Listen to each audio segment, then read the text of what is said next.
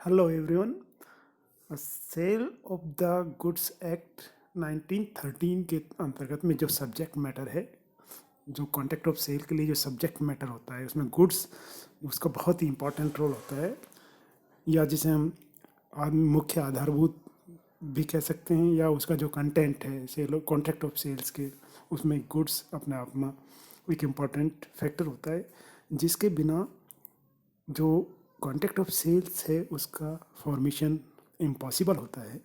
माल की परिभाषा विषय वस्तु अनुबंध अधिनियम की जो सेक्शन 2 में दी गई है, इसके अनुसार, यानी कि हम कह सेक्शन 2 क्लॉज 7 के अनुसार, यानी कि of the sale of goods act 1930, goods means every kinds of movable property other than actionable claim and money, यानी कि अभियोग्य जो दावे हैं उन दावों को छोड़कर या मनी को छोड़कर, उसके अलावा समस्त वो माल जिसे ट्रांसफ़र ऑफ प्रॉपर्टी एक्ट 1882 में एक्सक्लूड कर दिया गया है। जो ट्रांसफ़र ऑफ प्रॉपर्टी एक्ट 1882 में जिन 3 चीज़ों को एक्सक्लूड किया गया है, उसमें ग्रोइंग क्रॉप्स यानी खड़ी हुई फसलें, स्टैंडिंग टिम्बर या जिसे हम पेड़ भी कह सकते हैं, इमारती पेड़, इसके अलावा ग्रीन घास या हरी घास, तीनों चीज़ों को इमूवेबल प्रॉपर्टी एक्ट जो डील करता है, the transfer of property act 1882 के अंतर्गत जो इमूवेबल प्रॉपर्टीज़ होती हैं उन्हें एक्सक्लूड कर दिया जाता है। तो उस स्थिति में ये तीनों की तीनों जो गुड्स हैं वो एक तरीके से सेल्स ऑफ गुड्स एक्ट में गुड्स के रूप में शामिल होती है, यानी कि anythings can be separated from the earth that is called movable goods और प्रॉपर्टी, यानी कि समस्त जो कॉन्ट्रैक्ट ऑफ सेल्स है या the sales of good acts है, उसमें मूवेबल प्रॉपर्टी, जो समस्त मूवेबल प्रॉपर्टी है, उन्हें शामिल किया जाता है। इसमें केवल एक्शनेबल क्लेम्स और मनी, यानी कि धन, जो आप मनी जो या करेंसी है, इसके अलावा एक्शनेबल क्लेम जैसे बेसिकली अनसिक्योर्ड डेब्ट्स, अगर किसी पर्सन अनसिक्योर्ड डेब्ट से यहाँ संबंधित होता है। यदि किसी पर्सन ने बैंक से लोन लिया है अपना गोल्ड को मॉर्गेज करते हुए, यदि और वह व्यक्ति या पर्सन उस लोन को चुकारा करने में या फाइनल सेटलमेंट करने में फेलियर होता है, तो उस स्थिति में बैंक उस मॉर्गेज या प्लेस की गई प्रॉपर्टीज़ को बेचकर अपना लोन वसूल कर सकता है या अपना पैसा वसूल कर सकता है। लेकिन यदि आप किसी फ्रेंड से लोन लेते हैं तो उस स्थिति में वो पैसा देते समय आप उसको एक पीडीसी चेक देते हैं, पोस्ट डेटेड चेक देते हैं, और पोस्ट डेटेड चेक यदि टाइम पर यदि आपका फ्रेंड्स है, आपको जो लोन आपने दिया है उसको चुकारा करने में फेलियर रहता है, तो उस स्थिति में पीडीसी चेक यदि बाउंस हो जाता है तो इसके बिहाफ पर आप केस फाइल कर सकते हैं कोर्ट में। तो ये एक्शनेबल क्लेम्स माने जाएंगे। तो एक्शनेबल क्लेम्स और इसके अलावा जो करेंसी है उनको छोड़कर सारी की सारी जो आपकी ग्रोइंग क्रॉप्स है, स्टैंडिंग टिम्बर है, ग्रास है, ग्रीन ग्रास है, ओल्ड कॉइन भी आप या ओल्ड करेंसी, वो भी एक तरीके से गुड्स का पार्ट मानी जाएगी। इसके अलावा water, gas, electricity, trademarks, patents and copyrights, वो सारे के सारे गुड्स की कैटेगरी में माने जाएंगे। इसी तरीके से कंपनी एक्ट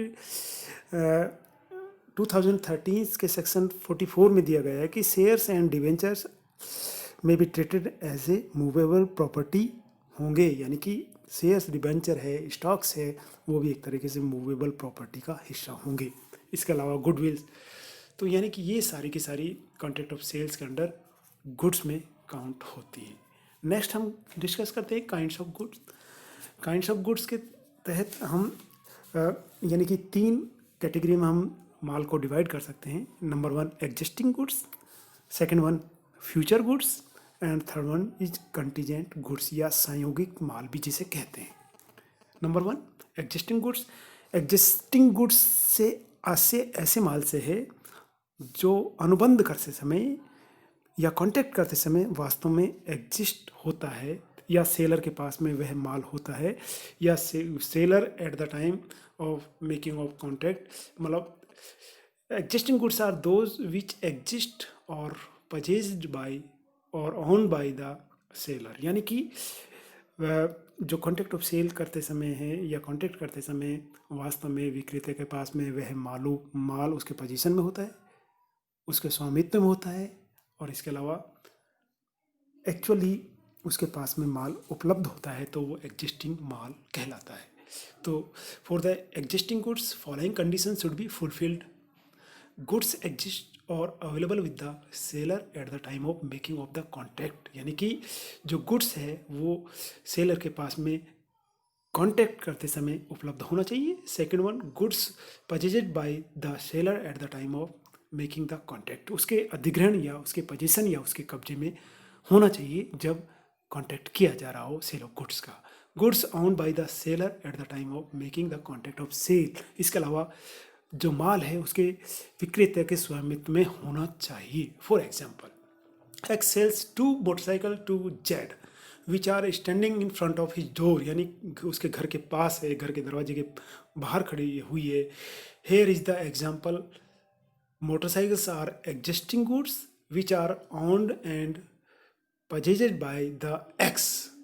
तो एग्जिस्टिंग गुड्स एक तरीके से उसके स्वामित्व में है, उसके पोजीशन में है, कब्जे में है और वास्तविक माली वो है, उस समय माल विद्यमान होता है या contract of sale of goods किया जाता है। Existing goods further categorize as follow. Number one, specific goods according to section 214 of the sale of goods act. Specific goods means goods identified और ascertained and agreed upon by the parties at the time of contract of the sale, यानी कि विद्यमान माल से है, विशिष्ट माल से तात्पर्य ऐसे माल से है जो विक्रय अनुबंध करते समय पक्षकारों के द्वारा यानी सेलर और बायर के द्वारा पहचान लिया गया हो या असर्टेन या निश्चित कर लिया गया हो। यदि अनुबंध विशिष्ट या निश्चित माल से संबंधित है तो विक्रेता किसी अन्य माल को क्रेता को हस्तांतरित करके अनुबंध का निष्पादन नहीं कर सकता। एक्सक्लूसिवली जो माल स्पेसिफाइड किया गया है उसी का ट्रांसफ़र ऑफ या बाय उसका सेलर के द्वारा उसको विक्रय किया जाना जरूरी हो जाता है। For example, X 3 mobile phone रखता है, Nokia, Samsung and Micromax. X offers to sell Samsung. X उसके पास 3 मोबाइल का ऑनर है, नोकिया भी है, सैमसंग भी है, माइक्रोमैक्स भी है। एक्स ऑफर जिसमें से एक्स वाई को ऑफर्स करता है सैमसंग। तो here Samsung phone is considered as specific good, यानी कि उस स्थिति में सैमसंग फ़ोन को यहाँ विशिष्ट माल की श्रेणी में माना जाएगा। B and second one, ascertain goods या निश्चित माल, यानी कि in contact with specific goods probably means identified in the accordance with the agreement after the time of contract of the sale is made, यानी कि निश्चित माल वह माल होता है जिसकी पहचान अथवा निश्चित विक्रय अनुबंध कर लेने के पश्चात की गई हो। फॉर एग्जांपल, आप किसी फर्नीचर के शोरूम पर 200 टेबल्स जहाँ रखी हुई है, आप वहाँ बाई करने जाते हैं 20, तो उस समय आप यदि कॉन्ट्रैक्ट ऑफ सेल कर रहे हैं या ख़रीद रहे हैं तो उस समय आप 200 में से 20 चेयर्स निकालते हैं, तो उस समय वो निश्चित कर ली जाती है, चेयर्स 20 आइडेंटिफाइड कर दी जाती हैं, तो वो निश्चित माल की श्रेणी में आ जाती है। सी एंड थर्ड वन, अनसर्टेन्ड गुड। विक्रय अनुबंध करते समय जब पक्षकारों द्वारा माल की पहचान या निश्चित नहीं किया गया है, नॉट असर्टेन्ड और not identified the goods at the time of contract of sale made, केवल वर्णन या डिस्क्रिप्शन के आधार पर ही माल का विक्रय किया गया हो तो ऐसे माल को अनिश्चित माल कहा जाता है।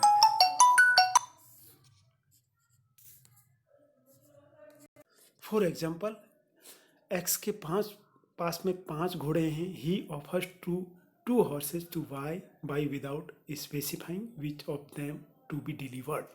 5 घोड़े हैं जिसमें वो 2 घोड़े वाई को ऑफर्स करता है, स्पेसिफाइंग विदाउट स्पेसिफाइंग, बिना इस विशिष्ट दर्शाते हुए या बिना उनकी पहचान के वाई को डिलीवर करने के लिए कहता है। Y accept to purchase, it is sale of uncertain goods. तो 5 घोड़ों में से 2 घोड़े जो विदाउट स्पेसिफिक या विदाउट कुछ भी उनकी विशेषताओं को जाने बिना कर लिया जाता है, तो वो एक तरीके से अनसर्टेन गुड्स माना जाता है। तो जो भी जितने भी contract of sale of goods किए जाते हैं या agreement of sale of goods किए जाते हैं, वो एक तरीके से अनसर्टेन कैटेगरी में कहलाए जाते हैं। और जो इमीडिएट सेल हो जाती है कॉन्ट्रैक्ट ऑफ सेल, वो एक तरीके से सर्टेन माल के लिए या स्पेसिफाइड गुड्स के लिए ही संभव होते हैं। नेक्स्ट वन, फ्यूचर गुड्स या भावी माल भी जिसे कहते हैं, under section 26 of the sales of good act. Future goods means which are to be manufactured or produced or acquired by the seller after the making of the contract of sale. यानी भावी माल से ऐसे माल से है जो अनुबंध के समय विक्रेता के पास में नहीं होता है और अनुबंध के पश्चात विक्रेता या तो उसका मैन्युफैक्चर करता है या उत्पादन करता है, अथवा यदि वह उत्पादक है और यदि व्यापारी है तो वह अन्य व्यक्तियों से प्राप्त करता है, उसको खरीदता है, उसके बाद में वो उनको उपलब्ध कराता है। तो भावी माल विक्रय नहीं हो सकता, contract of sale not considered in case of future goods. लेकिन agreement to sell of goods भावी माल के लिए किया जा सकता है। For example, X agrees to sell Z the grass to be grown on his land next month, यानी कि वो घास जो उगी हुई है उसके खेत में आज उगी हुई है, उसको 6 महीने बाद में बेचने का कॉन्ट्रैक्ट करता है। तो that is the goods of future goods. Third one, contingent goods या जिसे संयोगिक माल भी हम कहते हैं, as per section 26 clause 2 of the sale of goods act. यानी कि जब माल के प्राप्त करना किसी ऐसी घटना पर आधारित होता है जो घटित भी हो सकती है और नहीं भी हो सकती, ऐसा माल संयोगिक माल कहलाता है। संयोगिक माल को आकस्मिक या कंटीजेंसी गुड्स भी कहा जाता है। ऐसे माल के लिए भी agreement of sale of goods किया जाता है। For example, A agrees to sell a property to be if he win the case, A title is subject to the contingency of the winning and hence the property is called contingent goods. Next हम discuss करते हैं जो subject matter है, the goods है, that is the important part of the sales of goods act. तो whereas in case यदि अनुबंध की विषय वस्तु या नष्ट हो जाती है, डैमेज हो जाती है, पेरिसिंग हो जाती है, तो उस स्थिति में जो कॉन्ट्रैक्ट एक्ट है, जो कॉन्ट्रैक्ट्स हैं उन पर क्या प्रभाव पड़ता है, यानी अनुबंध की विषय वस्तु नष्ट होने पर क्या प्रभाव पड़ता है। Number 1, destruction before making of contract, या अनुबंध के पूर्व माल नष्ट होना। यदि अनुबंध विशिष्ट माल के लिए किया गया, स्पेसिफिक गुड्स के लिए किया जाता है तथा अनुबंध करते समय जो सेलर की जानकारी के बिना माल नष्ट हो जाता है, उसको जानकारी नहीं होती, उसके नॉलेज में नहीं होता है कि माल नष्ट हो चुका है या इतना ख़राब हो चुका है कि वह अपने उस वर्णन के अनुसार जो अनुबंध में किया गया है, जो स्टिपुलेशन या कंडीशन जो उन्होंने सेलिंग कॉन्ट्रैक्ट ऑफ सेल के तहत अंतर्गत किए गए थे, उसके अनुसार माल डैमेज हो गया है या उस वर्णन के अनुसार नहीं रहा है, तो उसके अनुसार न तो अनुबंध व्यर्थ होता है। इसके अलावा कह सकते हैं कि without knowledge of the seller have perished और become so damage as no longer to answer to their descriptions in the contract of the sale shall become null and void. तो उस स्थिति में जो विक्रय अनुबंध है वो बेकार या नल एंड वाइड या शून्य हो जाते हैं। इसके बाद second condition, goods perishing before sale but after agreement to sell, विक्रय से पूर्व किंतु विक्रय के ठहराव के बाद में माल का नष्ट होना। जब कोई स्पेसिफिक गुड्स को माल की बिक्री के लिए ठहराव किया जाता है, agreement to sell of goods किया जाता है, और बाद में क्रेता को जोखिम हस्तांतरित होने से पूर्व, यानी कि ट्रांसफर ऑफ रिस्क है, वो बायर्स के पोजीशन में आने से पहले ही माल से पूर्व माल विक्रेता अथवा क्रेता की ओर से बिना किसी प्रकार की त्रुटि या गलती से नष्ट हो जाता है अथवा इतना खराब हो जाता है कि वह उसे वर्णन के अनुसार जो कॉन्ट्रैक्ट में किया गया है उसके अनुसार नहीं रहता है, तो उस दशा में अनुबंध भी नल एंड वाइड हो जाता है। तो क्या क्या स्थिति होती है?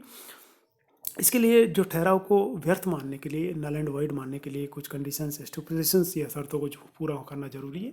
The contract of sale must be an agreement to sell and not actual sale. ठहराव वास्तविक बिक्री का नहीं होना चाहिए, बल्कि ठहराव बिक्री के लिए किया गया ठहराव होना चाहिए। वास्तविक बिक्री नहीं होनी चाहिए, बल्कि ठहराव कैसा होना चाहिए? विक्रय के लिए किया गया ठहराव होना चाहिए। The agreement to sell must be for the sale of specific goods. विशिष्ट व्यक्तियों के लिए जो एग्रीमेंट टू सेल किया जा रहा है होना चाहिए। The goods must have perished before the agreement to sell become sale, that is before the buyers become the owners of the goods. यानी कि जो पेरिसेबल गुड्स है वो एक तरीके से उसकी ऑनरशिप क्रेता के पास जाने से पहले ही होनी चाहिए। वो नष्ट हो गया हो तो उस स्थिति में नल एंड वॉइड होगा। The goods must have perished without the fault of the buyer or sale. जो गुड्स है जिसका एग्रीमेंट टू सेल किया गया है उसमें क्रेता और विक्रेता का कोई ऐसा मेजर फॉल्ट नहीं होना चाहिए। Thanking you. नेक्स्ट वीडियो में आपके सामने पुनः मिलेंगे। Thanks to all for watching this video.